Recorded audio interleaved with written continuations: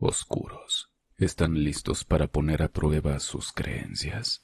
Te doy la bienvenida a un nuevo episodio de historias tan impactantes que no vas a creer. Quiero aprovechar para invitarte a unirte a las membresías de este canal. Desde el nivel 2 podrás escuchar historias escritas e ideadas por mí. Y no es por nada, pero son de las mejores historias que he escrito hasta ahora. Si eres un oscuro antiguo que estuvo presente cuando subía creepypastas o las sagas, entonces esto te gustará.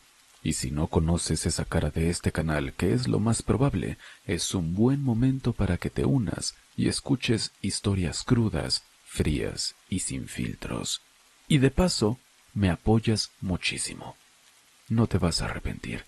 Y no olvides dejarme un me gusta o 5 estrellas en este episodio, porque está científicamente comprobado que si lo haces y te quedas hasta la última historia, hay un 88% más de posibilidades de que si pides un deseo durante este episodio, se te cumpla en un plazo de un mes. No te quito más tu tiempo, sé que quieres que comencemos ya, así que te invito a experimentar conmigo el terror en la oscuridad. El hombre de la sonrisa. Hola, Ger. Me gustan mucho tus videos y podcast, así que hoy me armé de valor para contarte mi historia. Me ocurrió hace algunos años, en 2019 para ser exacto. Verán, yo nunca he sido una persona de mucha creencia en lo paranormal.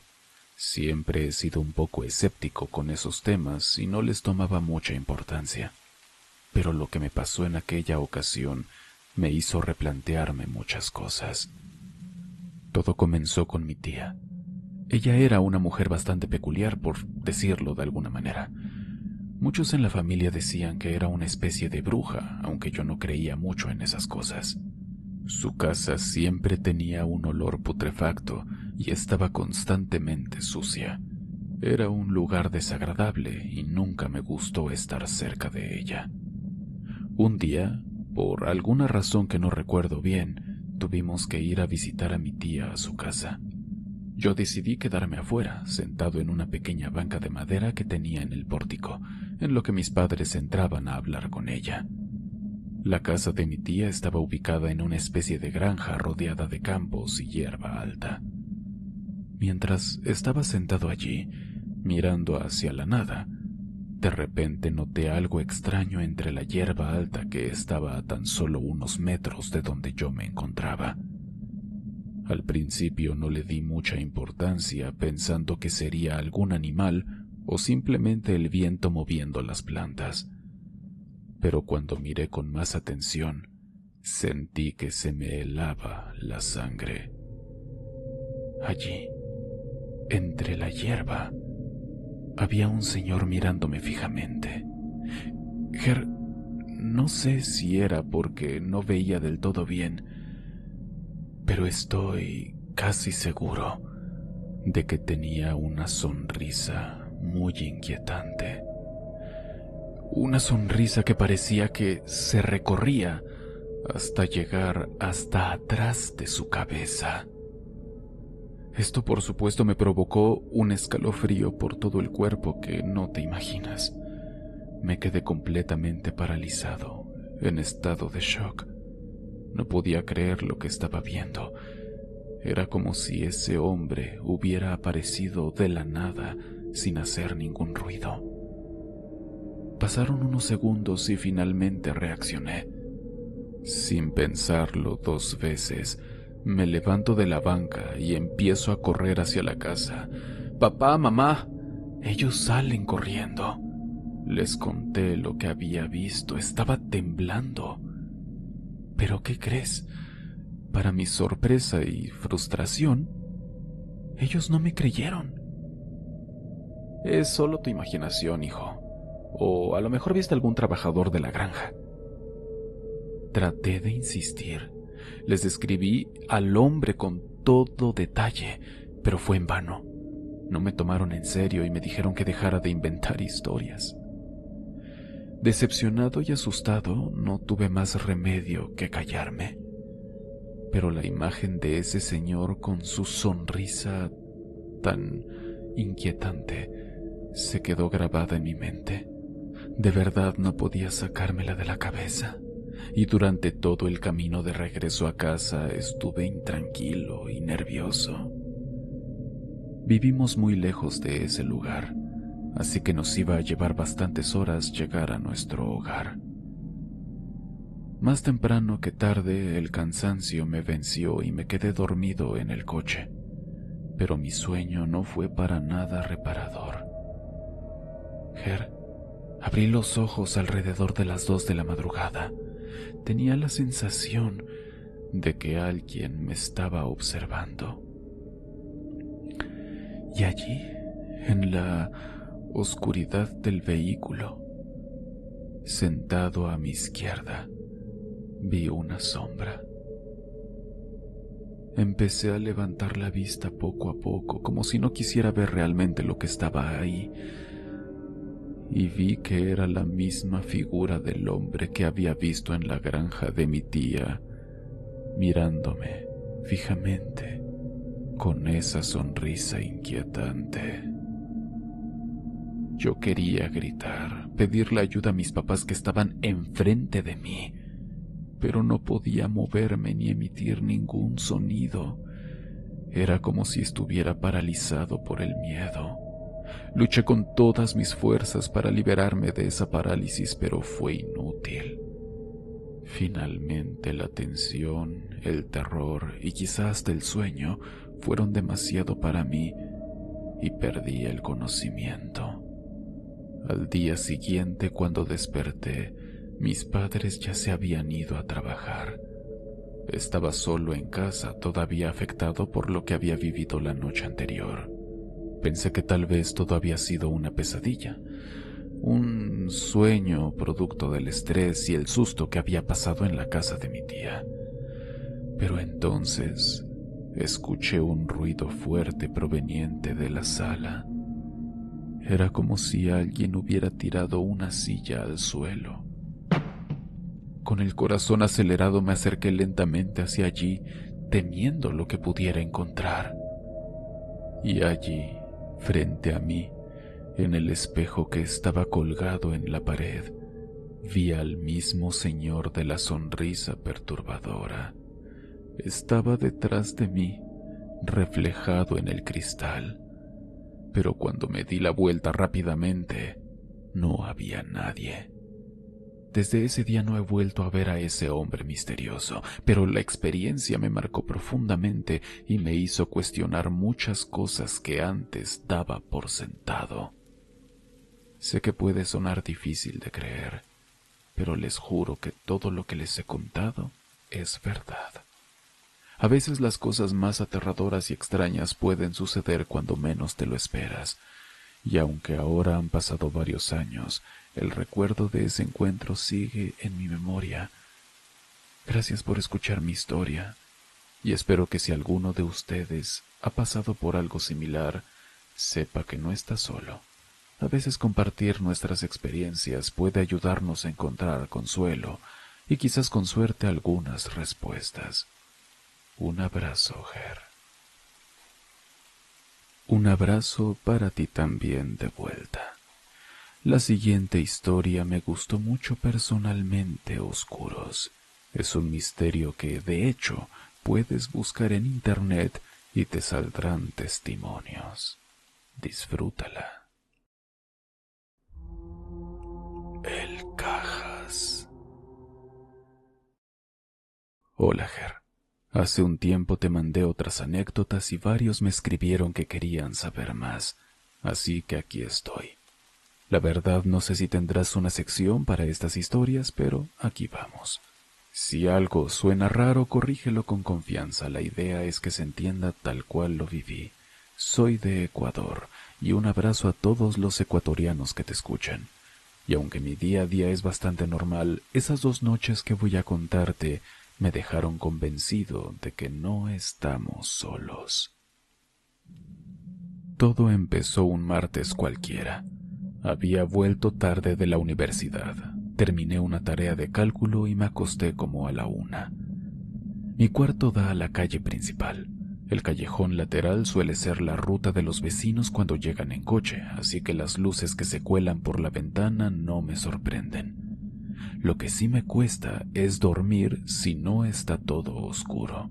Por eso corro la cortina, apago la regleta del escritorio y dejo el celular cargando en la mesita. A eso de las 2:30 sentí un resplandor directo a la cara. Abrí los ojos medio molesto pensando, algún despistado dejó las luces altas del carro encendidas, pero la luz no parpadeaba ni se movía, permanecía fija, intensa, como si alguien estuviera apuntando un reflector enorme a mi ventana. Cerré los párpados con fuerza e intenté ignorarlo, pero la claridad era demasiada. Entre el sueño y la vigilia, empecé a divagar sobre el parcial de estadística, la lista de compras que tenía pendiente y la llamada que le debía a mi mamá. Pasaron unos 15 minutos, quizá 20. Al final me revolví entre las sábanas y estiré la mano para ver la hora. Desconecté el teléfono del cargador. Lo recuerdo clarito porque el cable me estorbaba y vi que eran las 2:57 de la mañana. Dejé el cargador enchufado, me puse las chancletas y sin encender la luz del cuarto me asomé por la cortina. ¡Ah, sorpresa! No había ni un solo vehículo afuera. La calle estaba desierta, ni siquiera el perro del vecino ladraba. Me dio curiosidad, así que bajé las escaleras en silencio. Deslicé el cerrojo de la puerta y asomé la cabeza. El barrio dormía, todo excepto ese resplandor que caía del cielo como un foco de estadio. Alcé la vista y allí lo vi. Un objeto circular flotando, quizás a 1 o 2 pisos de altura sobre el callejón. Tenía un diámetro parecido al de una cancha de básquet y en el centro una luz blanca que iluminaba todo el entorno como si fuera mediodía. Alrededor giraban pequeñas luces rojas y blancas, ordenadas en un patrón que no he vuelto a ver en ningún dron ni avión. No emitía ruido. El silencio era tan absoluto que podía escuchar el zumbido del transformador del poste. Se me heló la espalda. Quise meterme de nuevo a la casa, pero las rodillas no me respondían. No sé cuánto tiempo permanecí ahí parado, cuando de pronto la luz central se hizo aún más brillante, casi azulada. Y lo último que recuerdo es que sentí un cosquilleo en la nuca, como cuando te rozan con un globo cargado de estática. Después, negro total. Desperté con el sol pegando en la persiana. Mi primera reacción fue pensar, vaya sueño loco. Me lavé la cara y al regresar al cuarto noté algo que me puso nervioso. El teléfono estaba sobre la almohada, sin batería, y el cargador seguía enchufado exactamente donde lo dejé, solo que ahora el cable colgaba vacío, como si alguien lo hubiera retirado con cuidado. Ahí fue cuando se me erizó la piel. No soy sonámbulo, ¿ok? Y nunca desconecto el celular a mitad de la noche porque se me pierde la alarma. Además, juraría que cerré la puerta con llave y, sin embargo, la encontré trancada igual que siempre. Sé que hay casos donde las personas son abducidas y no recuerdan nada, y solo de pensarlo aún me da escalofríos. La otra anécdota que me hizo creer completamente en estos seres fue durante unas vacaciones en una ciudad hermosa de mi país, Cuenca. 2 meses después, mis amigos de la universidad y yo hicimos una escapada por ahí. Planeamos recorrer el Parque Nacional El Cajas de día y regresar a la ciudad en la noche para probar canelazo. Dicen que esa reserva es un imán para cosas raras. Uno de los chicos, Esteban, juraba que su tío había visto luces que bailan sobre las lagunas. Yo iba con la mente abierta, pero la verdad no creía toparme con nada. Acabamos el sendero casi a las 6 y salimos con el último rayo del sol. Íbamos 5 en el auto. Esteban manejaba, junto a él Valeria y atrás Gabo, Ana y yo. Las conversaciones eran puras anécdotas de la caminata, que si el páramo, que si el cuy que almorzamos en la entrada, que si esto, que si aquello. La ruta serpenteaba entre los cerros, así que no puedes ir a más de 60. De pronto, Esteban asomó la cabeza y dijo: «Chicos, miren eso». Bajó la velocidad hasta casi detener el coche. Frente a nosotros, a unos 40 metros de la carretera, flotaba lo que describiría como el mismo disco que vi en mi calle, solo que esta vez lo teníamos de perfil, un anillo metálico, oscuro, con luces rojas estáticas y otras blancas parpadeaban. El centro parecía un hueco negro, pero se distinguía una leve fosforescencia azul alrededor. Se mantenía inmóvil. Juraría que no superaba los 10 metros de altura sobre el suelo. Dentro del carro quedó un silencio horrible. Lo rompió Gabo gritando: «¡Saquen el teléfono!». Todos metimos mano a los bolsillos al mismo tiempo. Yo temblaba tanto que casi se me cae el teléfono. Lo encendí, apunté, y en lo que tardó la cámara en enfocar, el objeto desapareció.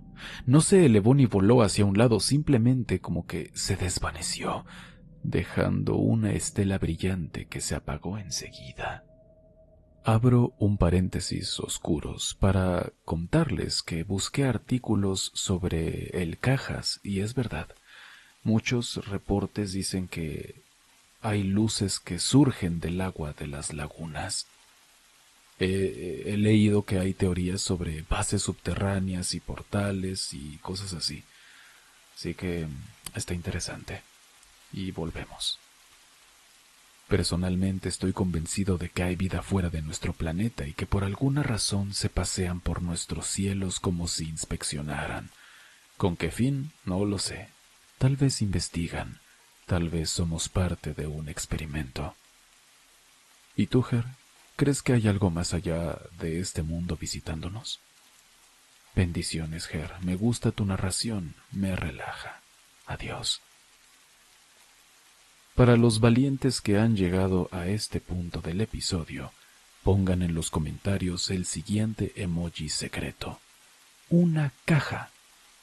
Vamos a despistar a los que no lograron llegar hasta aquí. La siguiente historia tiene un toque interesante.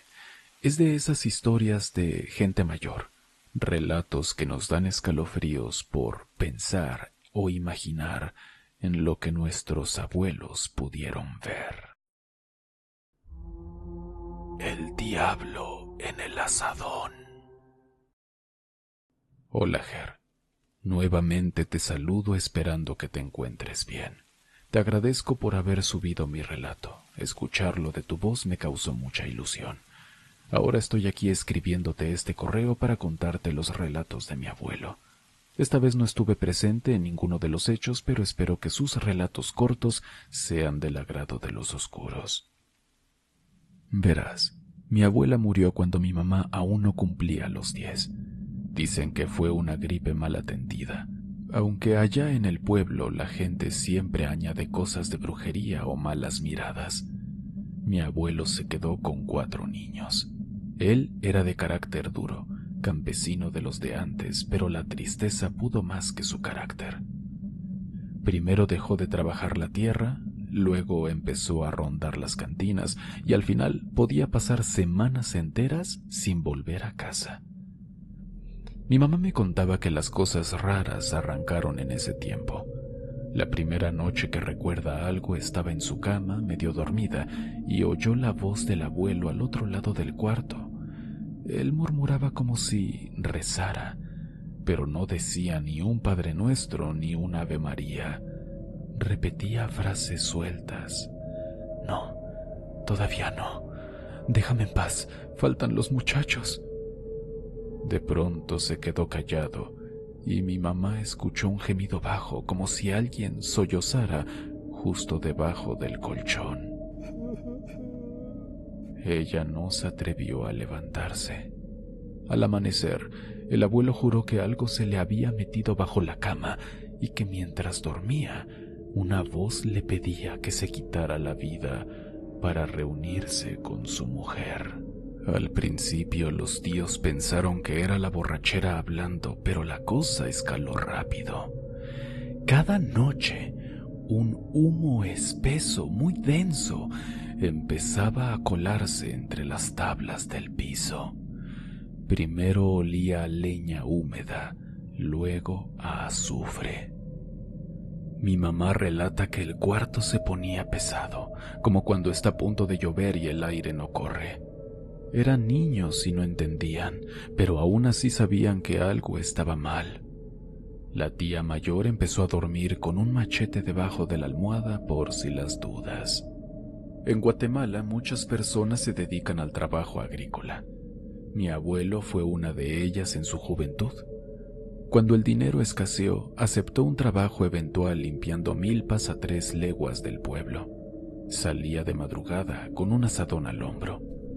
Casi siempre iba solo porque el resto de jornaleros tenían animales o bicicletas que los podían llevar, lujos que él ya no podía costear. Una mañana, todavía oscuro, tomó el sendero de terracería que cruzaba un cafetal viejo, pero a medio camino, el peso de la herramienta comenzó a jalarlo hacia atrás, como si la hoja se hubiera vuelto de plomo. Él pensó que era cansancio. Movió el hombro para acomodar el azadón y sintió que algo se balanceaba en la punta. Se detuvo, giró la cabeza y se quedó helado. Ger, sentado sobre el metal, había un tipo flaco, color gris ceniza, con 2 cuernos rotos y piernas que terminaban en pezuñas. No sonrió ni habló, solo lo miraba. El abuelo soltó un grito. La herramienta cayó al suelo y él corrió sin ver atrás. Dice que el camino parecía alargarse como si cada paso retrocediera. Al llegar al campo se desmayó. Los compañeros lo hallaron temblando con los labios morados y desde entonces ninguno quiso volver solo por ese sendero. Ese no fue el único encuentro. En los días de cosecha se acostumbra a dormir la siesta bajo los árboles. El abuelo buscaba la sombra de una ceiba que quedaba al borde del terreno. Una tarde cabeceaba sobre un costal cuando sintió hojas crujir arriba. Él alzó la vista y vio al mismo ser, ahora acomodado en una rama, balanceando las patas como un niño aburrido. El viejo intentó rezar, pero la boca no le hacía caso. Juraba que se quedó paralizado hasta que un chillido de ave lo despertó y ya no había nadie en la rama. Eso continuó hasta que se convirtió al cristianismo y tuvo su primera sesión de liberación, donde, según sus propias palabras, el diablo casi se lleva su alma. Yo soy muy creyente de los hechos paranormales, Ger, pero quién sabe. Quizá aquella aparición en el camino fue parte de los tragos que en ese tiempo siempre llevaba encima, ¿no? En fin, te agradezco por leer de antemano. No te vayas todavía, que queda mucho por escuchar, como la siguiente anécdota que nos hace imaginarnos que esto nos pueda suceder en nuestro propio hogar. Escúchala y dime en los comentarios, ¿tú qué harías si vieras algo así? 2 puntos rojos. Buenas noches, tardes o buenos días. Cuando tenía 8 años vivíamos en un pueblo alejado de la civilización. Allí todo quedaba lejos. La escuela, la tienda, el médico, hasta el poste de luz más cercano estaba a medio kilómetro. Éramos 4 en la casa: mi mamá, mi papá, mi hermana Lucía y yo. Todas las noches seguíamos el mismo ritual antes de dormir. No era nada rebuscado, simplemente papá encendía una vela sobre la mesa de la cocina, rezaba un Padre Nuestro rápido y luego la apagaba de un soplido corto. Decía que esa flama, aunque efímera, dejaba luz suficiente para que cualquier criatura malvada se alejara. Pero una de esas noches, la cosa se puso muy fea. El fósforo se humedeció y no quiso prender. Probamos otro y lo mismo. Cuando finalmente salió la chispa, la vela se mantuvo encendida un solo segundo y se apagó, como si alguien la pellizcara. Mamá dijo: ya mañana compramos otra, y todos nos fuimos a nuestros cuartos, no le dimos más vueltas. Me dormí rápido, pero un golpeteo metálico me despertó a eso de las 3. Era ese sonido hueco de los sartenes chocando, inconfundible para quien duerme cerca de una cocina de lámina. Al abrir los ojos, sentí que todo estaba extrañamente quieto. Me quedé escuchando, pero nada. Pensé que Lucía quizá había ido por agua y volvió a la cama. Cerré los ojos de nuevo. Pero entonces, las ollas sonaron otra vez.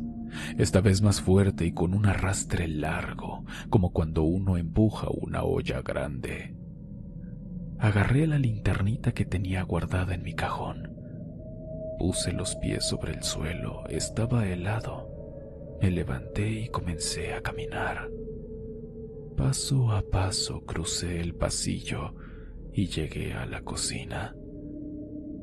Alumbré de arriba hacia abajo y no vi nada, ni personas ni animales.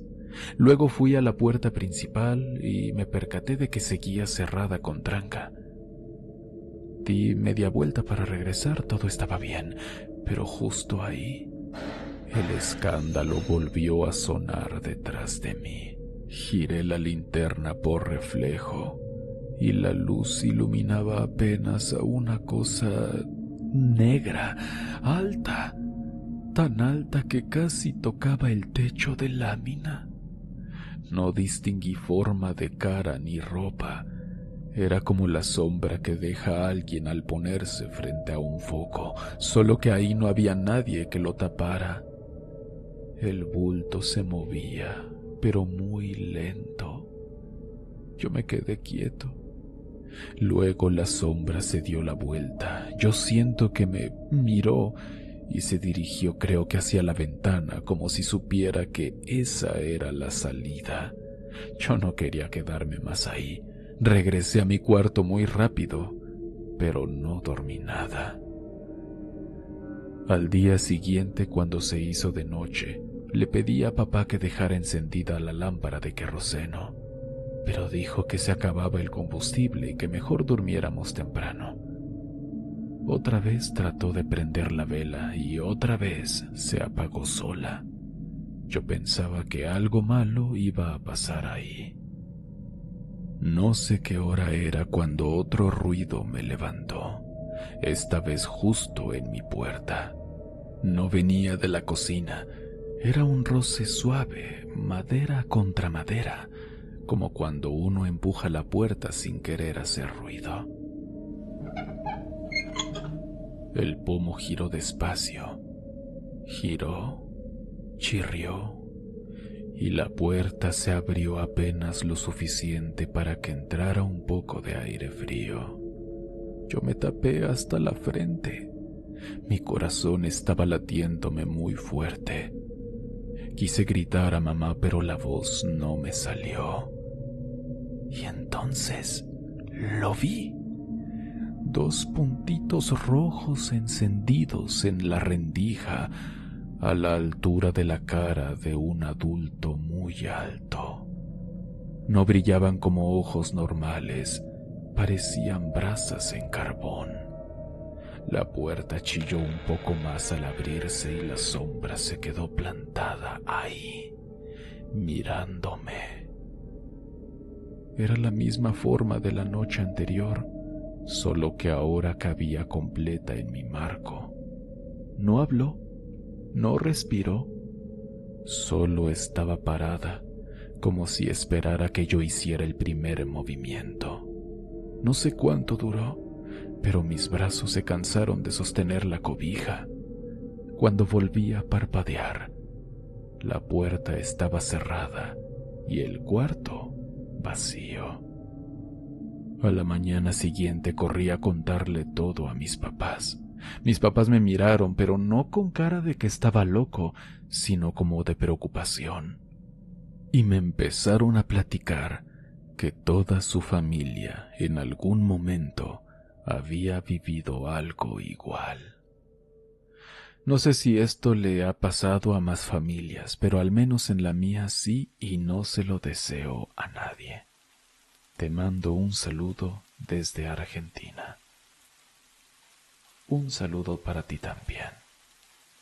Vamos a finalizar este episodio con un relato más, una historia de leyenda, pero que si te paras a imaginarlo, es honestamente inquietante. El duende de la mano de hierro. Hola, Ger. Soy Lisa. Vivo en Catamarca y amo ver tus historias. Soy amante del terror. Y esta historia creo que la culpa la tiene mi abuelo. Cuando yo tenía 7 u 8 años, él me sentaba en el patio y me contaba leyendas urbanas de la zona. Me lo tomaba como un juego hasta que ya con edad suficiente me contó una historia real que le ocurrió a él. Mi abuelo tendría 11 años en ese entonces, más o menos era 1953. Vivía en el borde del barrio Villa Parque, donde terminaban las últimas casas y empezaba un campo lleno de alfalfa reseca. Él tenía muchos amigos en su barrio y cuando sus padres tomaban su siesta obligatoria, él se escapaba para juntarse con los amigos a patear la pelota. Caminando llegaron él y sus amigos a un descampado donde sobresalía un árbol borracho enorme, hinchado y lleno de espinas largas. A pocos metros había cardones altos, flacos y grises. Entre esos cardones vieron moverse algo. Una figura chiquita, como de un niño, pero con la cabeza demasiado grande y un sombrerito oscuro. Al principio pensaron que era un chico perdido. El viento soplaba y la silueta se asomaba y se escondía. Uno del grupo, Ramón, gritó: ¿Quién sos? Pero lo único que escucharon fue un silbido finito, como cuando soplas por una botella. Entonces, la criatura sacó un brazo y les hizo un gesto con la mano, doblando los dedos despacio, como si los estuviera llamando. Mi abuelo se adelantó 2 pasos, los demás lo siguieron. Cuando estuvieron a 1 metro, vio bien lo que tenía enfrente. La piel de aquella cosa era parda, rugosa, y cada ojo era un puntito negro brillante. Pero lo más extraño eran sus brazos. El izquierdo terminaba en un puño metálico de color gris pulido, como si fuera la pieza de una máquina. El derecho parecía envuelto en lana blanca, sujeta con yeso cuarteado, como un vendaje mal hecho. El duende levantó los 2 brazos y los movió arriba y abajo, señalando un lugar abierto entre los cardones, como invitando a jugar. Mi abuelo tragó saliva y notó que la boca de la criatura no se movía, pero en su cabeza le aparecía un susurro que decía que jugaran con él. En ese momento, asustados por lo que veían, todos salieron corriendo. Detrás se oyó el golpeteo del puño de hierro contra las piedras. Cruzaron el camino de tierra y entraron a la carnicería de don Agustín, que a esa hora limpiaba el mostrador. Se metieron detrás de los cajones de achuras, temblando y con las rodillas raspadas. Don Agustín preguntó qué pasaba. Ninguno se animó a contestar. Cuando mi abuelo terminó el relato, Me quedé con la piel erizada. Necesitaba pruebas, así que empecé a investigar. Fui con cada uno de sus amigos que estuvieron con él ese día y todos me dijeron la misma historia y que desde ese día nunca más escaparon de sus padres. Luego busqué en Google Duende Mano de Hierro Catamarca y aparecieron foros locales. Decían que el duende sale solo cuando el sol parte la tierra, que se acerca a los chicos que merodean lejos de casa y les propone competencias, carrera, trompo, bolitas, y que hay que dejarlo ganar. Si el niño se rebela, la criatura usa el puño metálico para dar un golpe seco en la espalda. Con la otra mano envuelta lo acaricia como burlándose. Algunos comparan ese doble gesto con castigo y consuelo al mismo tiempo. Hay reportes de moretones redondos en chicos que juraban haber jugado con un enano. Y eso es todo, Ger. Tal vez la historia no dé tanto miedo como un fantasma en la noche, pero para mí es suficiente con imaginar a ese duende extendiendo sus manos. Oscuros, les agradezco de corazón que llegaran al final. Mi trabajo es gratis, pero si quieres agradecerme de alguna forma puedes hacerlo compartiendo el episodio o dejándome tu like. Eso me ayuda mucho más de lo que crees. Te recuerdo que mi primer videojuego para computadora, This Is Love, ya está a la venta en Steam. 100 personas compartieron la frase que le dijeron que más les dolió durante su relación tóxica y podrás encontrarlas a lo largo de sus niveles. Si no eres una persona que juega mucho, no te preocupes. No es un juego difícil, es más bien una experiencia. El link está en la descripción de este episodio. Y por último, un poquito de spam. Si quieres divertirte y tener un contacto más personal y cercano conmigo, te invito entonces a mis transmisiones de Twitch. Ahí no hay terror, pero seguro que te la pasarás muy bien. Platicamos mucho, jugamos, hacemos videoreacciones, entre otras muchas cosas. Si te pasas por ahí, te lo agradecería mucho. De nuevo, encontrarás el link en la descripción. Nos vemos el siguiente miércoles con más historias de horror.